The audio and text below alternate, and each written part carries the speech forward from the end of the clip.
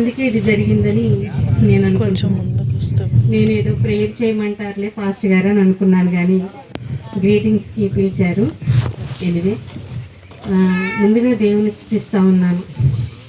ఇక్కడున్న దేవుని సేవకులకు మనస్ఫూర్తిగా వందనాలు తెలుపుకుంటూ ఉన్నాను. చేరి వచ్చిన మీ అందరికీ కూడా ప్రభునామమున శుభాలు. ఇంటికి నేనెవరో చెప్పుకోవాలి కదా. నేను పుట్టి పెరిగింది కూడా అమృతులూరే. అయితే ఇప్పుడు ఉన్న జనరేషన్ పిల్లలకి నేను తెలీదు.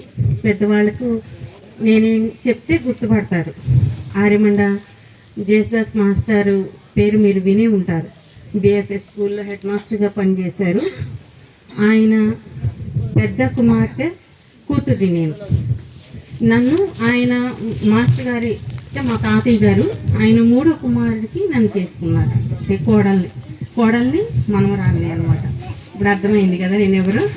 అలాగా మేము కూడా దేవుని సేవలో 20 సంవత్సరాల నుంచి సంఘాల్లో పనిచేస్తూ ఉన్నాం.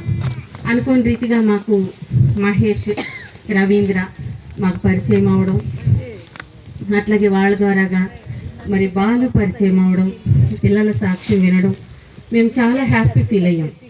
ఎంతగా హ్యాపీ ఫీల్ అయ్యామంటే ఇప్పుడు బాలు వాళ్ళ తల్లి అమ్మాయి చెప్పింది సాక్ష్యం.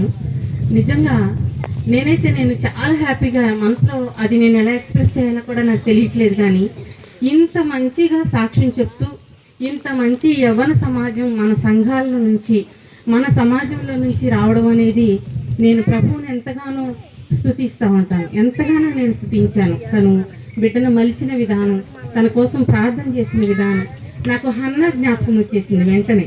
తను అడిగిన విధానం కూడా అలాగే ఉంది కదా.